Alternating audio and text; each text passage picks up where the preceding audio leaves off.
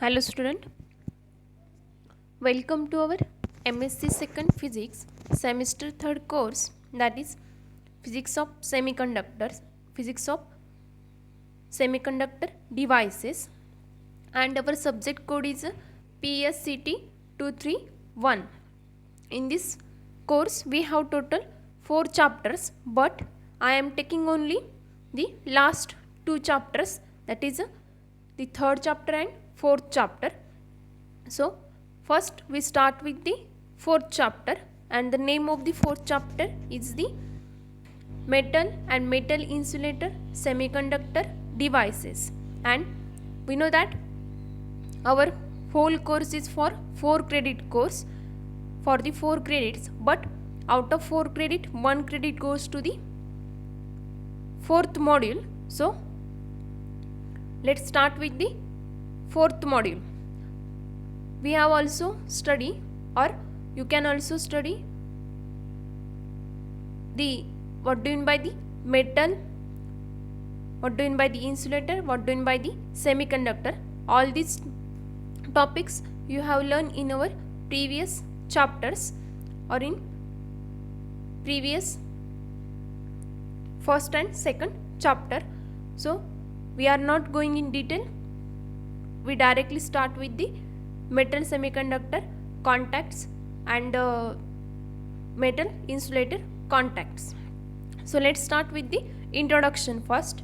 In first 3 modules of syllabus you deal with the homojunctions, that are all the regions are made up of semiconductors.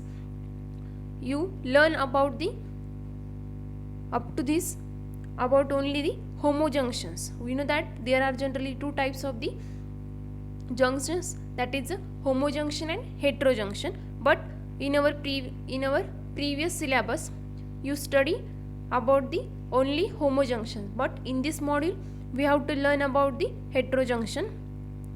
In this module we are going to deal with the metal semiconductor junction as well as metal semiconductor insulator junction. We know that there are different types of the junction, that is PN junction generally, but in this module we have to take into account specially metal semiconductor junction and metal semiconductor insulator junction. We know that when we brought the metal and semiconductor in a contact, there are different possibility, that is 2 different types of contact can be produced. A contact with a non-linear rectifying current voltage characteristics called a Schottky contact, or simply it is called as a rectifying contact, and otherwise when a contact with a linear rectifying current voltage characteristics is known as a non-rectifying contact or an ohmic contact. If we plot the characteristic of rectifying voltage and current, then we get the linear relationship between the current and voltage, then and then this type of the contact is called as a non-rectifying contact, or simply it is called as a ohmic contact. But on the other hand, when the relationship between rectifying current and voltage is non-linear, then this type of contact is known as a Schottky contact or rectifying contact. So these are the main 2 types of the contacts in the metal semiconductor contact. Because of their importance in direct current and microwave applications and asymptotic parts of the other semiconductor devices, metal insulator contacts have been studied extensively. There are different applications of the metal semiconductor contacts, such as in direct current or in microwave applications, also in asymptotic part of the other semiconductor devices. So there is a need to study the metal semiconductor contact. As shown in the figure, there is a metal semiconductor contact. The upper part which is shown in the figure is a metal, and the edges are made up from the insulator, and the middle part is the made up from the semiconductor. When metal and semiconductor gets in contact with each other, then there is a formation of the different contacts. Generally there are two types of the contact, that is ohmic contact and rectifying contacts, or simply called it as a Schottky contact. So this is the metal semiconductor contact. Now the general idea of the Schottky effect, that is what do you mean by the Schottky effect actually. Let's see. A Schottky contact is formed when rectifying contact is formed between the metal and semiconductor. We know that when we brought the metal and semiconductor in a contact, then there is a formation of the rectifying contact, and there is a Schottky contact. The rectifying properties of the contact are similar to those of a p-n junction diode. We know that the p-n junction diode, how the p-n junction diode works.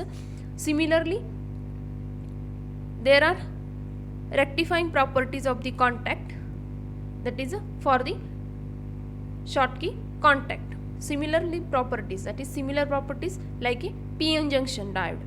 The first semiconductor devices dating back to the end of the 19th century were rectifying metal semiconductor point contact diodes.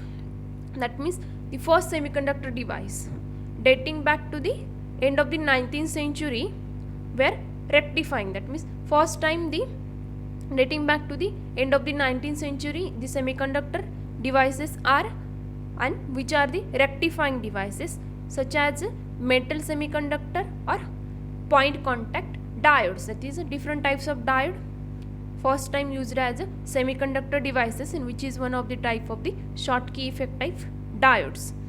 The rectifying effect in a metal semiconductor contact diodes was discovered in 1974 by F. Braun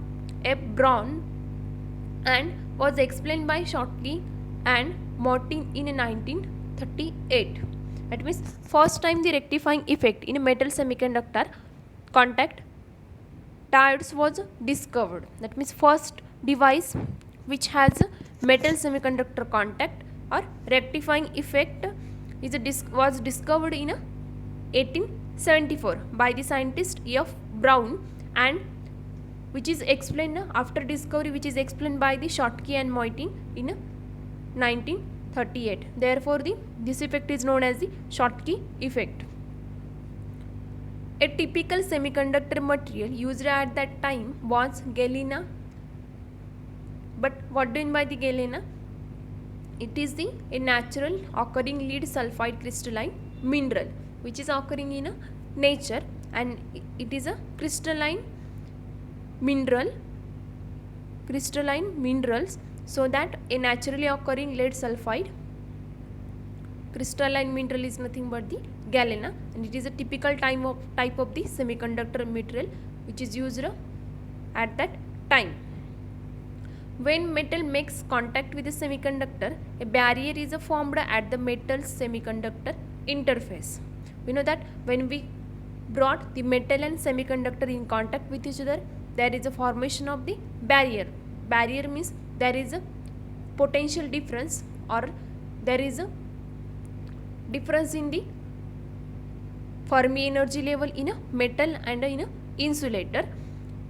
In a semiconductor material, the Fermi energy level lies above as compared to the Fermi energy level which lies in the metal. So there is a formation of the barrier at the interface of the metal and semiconductor. This barrier is responsible for controlling the current conduction as well as capacitance behavior. We know that there is a capacitance property of the material, and when we brought these two material, that is a metal and semiconductor in contact, there is a formation of barrier, and this barrier is responsible for the controlling the current, that is control the flow of electron and as well as the capacitance behavior. In this section, we consider the basic energy band diagrams leading to the formation of the barrier height and some effects that can modify the value of this barrier. That means for the metal semiconductor contact, we have to consider the energy band diagram, that is the energy band diagram for the metal and the energy band diagram for the semiconductor. Now how, when we brought these two materials in a contact, then there is a shifting of the energy level or bending of the energy level, generally bending of the energy level, and how the barrier height becomes, or formation of the barrier height, and some effects that can modify the value of this barrier. So we have to see all this in the band energy diagram. In order to understand actual behavior of the metal semiconductor at the interface, we have to think about the metal semiconductor energy band diagram. As we already mentioned, if we want to study the proper behavior of the metal semiconductor at the interface, that means the point at or the region in which the metal and semiconductor gets in contact with each other, so we have to study only that part, and for that we require the energy band diagram of the metal semiconductor. So in our next video we will discuss about the energy band diagram of the metal semiconductor contact, that is the band diagram of the metal and band diagram of energy diagram of the metal and energy diagram of the semiconductor. And when first we consider the separate energy band diagram, and then when we brought these two material, that is a metal and semiconductor, when we brought in contact with each other, then what happened to their energy levels and how the barrier height is formed. All these things we will discuss in our next video.